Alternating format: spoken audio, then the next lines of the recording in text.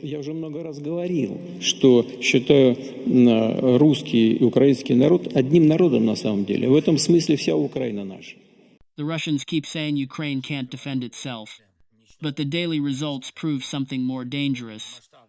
Ukraine isn't only defending, it's striking the enemy in its own lair.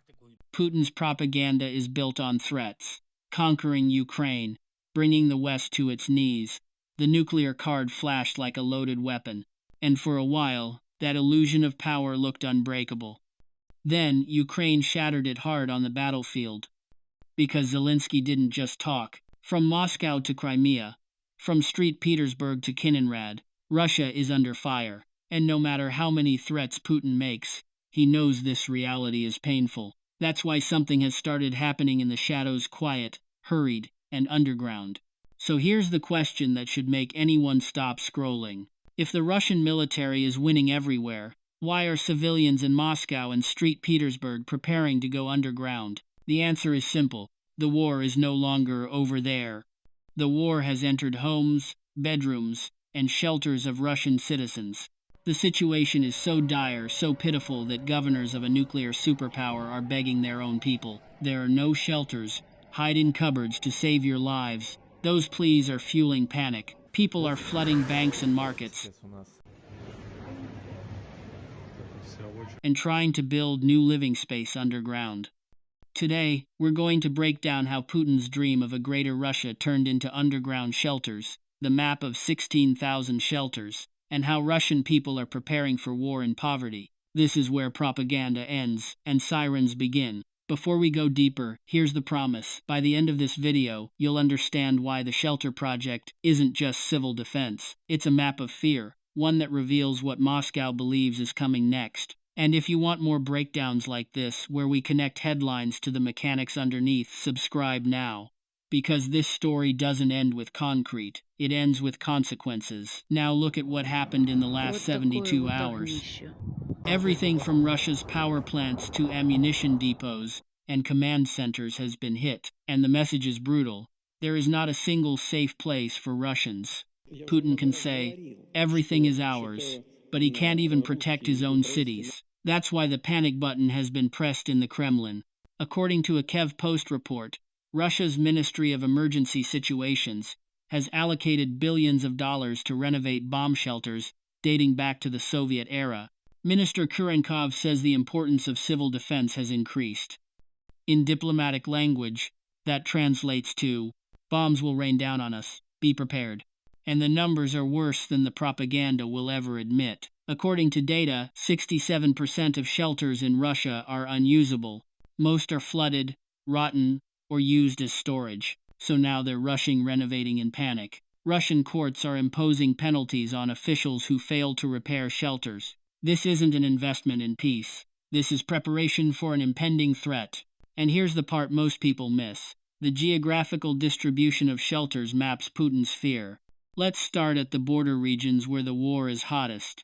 According to Interior Ministry data, 1,200 shelters are being activated in the Belgar region. There are 800 shelters in the Kursk region, but most are neglected. That would already be enough to prove the point. But the real shock is happening far from the front lines in the north. St. Petersburg is exactly 800 kilometers from the Ukrainian border. And yet alarm bells are ringing there too. Plans are being drawn up to go underground. According to a report by the Moscow Times, Leningrad Region Governor Alexander Dresdenko ordered the conversion of apartment basements into bomb shelters. He says this is not the time for debate. Underground areas are being prepared for the region's 2 million people. Think about St. Petersburg for a second, a city that survived the Nazi siege during World War II. Now, 80 years later, they're going back into shelters. But this time, the threat is not coming from Berlin. The threat is coming from Kiev, the same Kiev Putin said would fall in 3 days. And the fear isn't only conventional. While civil shelters are being rushed into existence, the Kremlin also sounded the alarm to protect nuclear weapons. Russia began mass production of mobile shelters called KUBM at the end of 2024. So what are these shelters for? They protect not only against bomb fragments, but also against nuclear radiation. And that creates a new question. one that lands like a cold weight in the stomach. If Putin says everything is under control, why is he selling nuclear shelters to his people? Isn't that planting the fear of nuclear war into the subconscious of society? Now let's flip the coin, because fear doesn't live only in basements. Fear lives in streets, markets, and wallets. While Putin is spending $1.7 billion on 16,000 shelters, what's happening in the kitchens of the Russian people? At economic meetings, Putin wears a fake smile and says the decline in economic growth is a deliberate step to maintain quality. But Russians debunk that lie every day at the supermarket checkout. Russia is currently experiencing a butter crisis. You heard that right. In Russia, once an energy giant, butter packages are placed in locked boxes in supermarkets to prevent theft. Prices have risen so much that butter has become a luxury item. Egg prices have increased by 60% compared to last year. Chicken meat has fallen into the black market. And why? Because Putin has reached into the pockets of the people to finance shelters and missiles. The VAT rate has been raised from 20% to 22%. That means price increases on everything needles to thread. Income tax has been raised. Exit tax has been raised. And to curb inflation, the Russian central bank raised interest rates to 21%. What does that mean? It's now impossible for an ordinary Russian citizen to buy a house, buy a car, or take out a loan. The mortgage system has effectively collapsed. Young people have buried their dreams of home ownership. Official inflation is said to be 9%. But independent economists say real inflation is around 30%. And here's the nightmare engine underneath it. The Russian economy has turned into an old Soviet system that survives only on war production. They produce tanks. They produce missiles. But these aren't eaten, worn, exported. They just explode and disappear. So Russians are confronted not with rhetoric of victory, but with empty refrigerators. What Putin calls economic quality is really just greasing the war machine at the expense of the people's impoverishment. The economy empties pockets. But what about souls? How does a society live under constant war and constant fear? Russia is now trapped in cognitive dissonance. They turn on the TV. Solve shouts, "We took Kyiv. We're marching on Berlin. We are a superpower." Then they step outside and see air defense systems on rooftops, apartment basements being turned into shelters, and a question that burns through every normal person's mind. If we are winning, why are we hiding? Russians have become accustomed to war, but this isn't healthy acceptance. It is learned helplessness. People expect nothing from the state. Victory isn't their obsession anymore. Their only concerns are smaller, darker, more human. May my son return safely from the front, and may I have enough money for tomorrow. And something old has returned, something Soviet. The famous kitchen talks. People can't speak on the street, on the phone, or on social media because of fear of imprisonment. But in their kitchens, they whisper, they curse Putin, they curse the war, and they count their shrinking money in hushed tones. Society is silent on the outside, boiling on the inside. Russian youth have lost hope, because if a state gathers its citizens in shelters, that state has failed to protect them.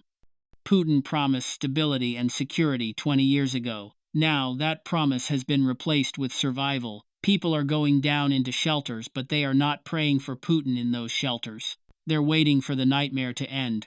And at this point, a critical question should be asked. Will this $1.7 billion really be spent on the security of the people, or will it end up in the pockets of contractors close to the Kremlin? Everyone who follows Russia closely can guess the answer. Because in Russia, the construction sector has been known for years as the biggest center of corruption. This isn't an exception. It is the system. The budget for the Sochi Olympics was inflated sixfold. Hundreds of millions were stolen at the Vostokny Space Center. Contractors fled. Workers went months without pay. Even Putin himself angrily declared on camera at the time, "Money has been stolen." But no one went to jail. So analysts describe today's shelter program as a wartime windfall. Because war creates an opportunity window inside authoritarian structures like Russia. Controls are relaxed, budgets are inflated, tenders are accelerated, and no one is left to ask questions.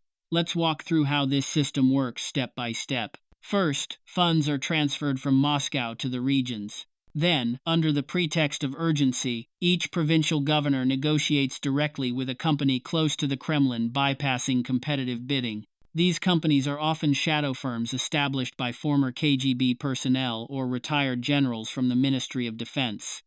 Material quality is compromised. Labor costs are cut. Reports are embellished with the phrase, digitally completed. In reality, thousands of shelters said to have been renovated are merely painted over with rusty doors. Ventilation systems still don't work. Water systems aren't installed. Concrete reinforcement is a standard from 40 years ago. In other words, these structures are so rotten they would collapse in an earthquake even in peacetime, let alone during war. So the result is simple and brutal. The shelters that should exist for the safety of the people exist only on paper. In reality, they are symbolic graveyards. Civil defense facility may be written above the door, but anyone who enters smells death, not life. And Russian people know this game well, because this is not the first time. They carry the memory of years buried under projects tainted by corruption. So when shelter news is announced, the reaction on the street isn't, "Will we be safe?" It's, "Who will get rich again?"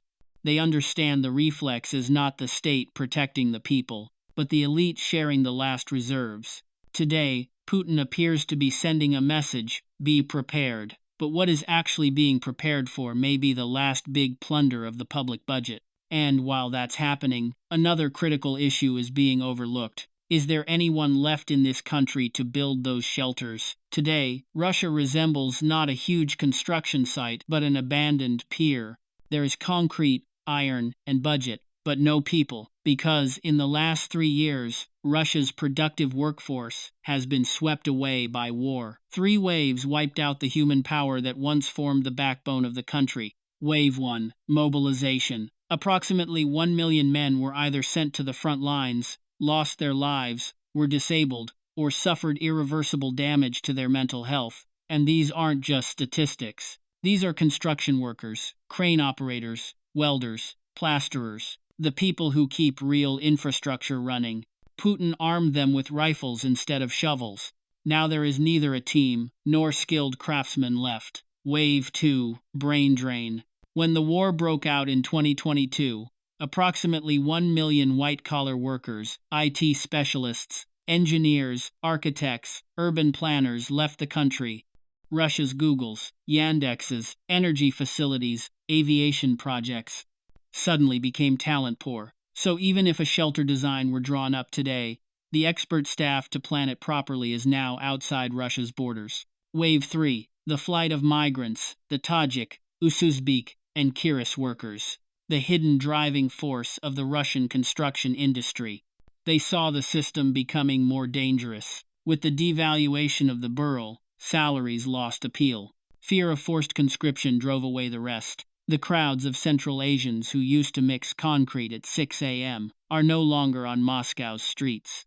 Silence reigns in subways, park construction sites, infrastructure projects because no one is left. So what is the result? Russia's unemployment rate is currently 2.4%, a historic low, but it is not a success. It is a sign of collapse because it shows there is no one left to work. It is not unemployment, it is a lack of workers. And this is where the real tragedy begins. Putin wants thousands of shelters across the country to be renovated and rebuilt, but most of the hands that would pour concrete into those shelters are buried in Donetsk. The young bodies that would carry sandbags are either wounded pretending to be alive or deserters hiding in Siberia. Construction workers aren't carrying cranes on job sites anymore. They're carrying mortar shells. So, with Russian people in this state, what has Vladimir Putin prepared for himself? The answer lies hidden in the depths of the Urals and on the shores of the Black Sea. Beneath the famous underground complex in Gelendzhik on the Black Sea coast, there is a massive nuclear-proof shelter carved into rock 50 meters below ground. It is said to have its own water purification plant, ventilation system, and even an underground ice hockey rink. Think about that contrast. While the people of Leningrad descend into sewer-smelling basements as shelters, Putin can live in luxury in his underground palace, and the rumors aren't limited to the Black Sea. Ultra-luxurious shelters Noah's Ark style, capable of sustaining life independently for months, have been built for Putin and his inner circle in Yamato, in the Ural Mountains, and in the remote Alai region of Siberia. This is the most brutal manifestation of class division in Russia.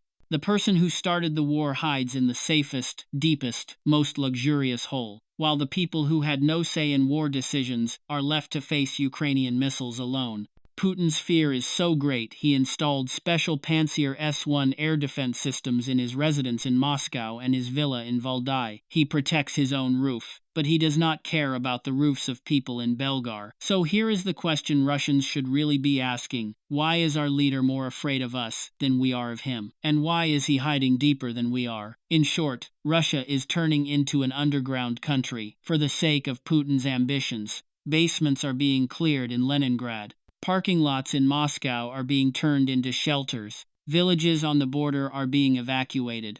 Zelensky was right. Ukraine is defending itself and bringing the war to the homes of those who started it. Putin may say, wherever Russian soldiers tread is ours. But today, Russian soldiers do not feel safe in shelters inside their own country, not on Ukrainian soil. History will record this period as Russia's shelter years. And now, let's land this with 3 truths. 1. Propaganda can claim victory, but concrete doesn't lie. If you're building shelters, you're preparing for what you fear. 2. The economy is bleeding civilians to feed the war machine, and the people feel it in locked butter, collapsing mortgages, and the price of survival. 3. This shelter program isn't just protection, it's also a channel for corruption in a system that has done it before.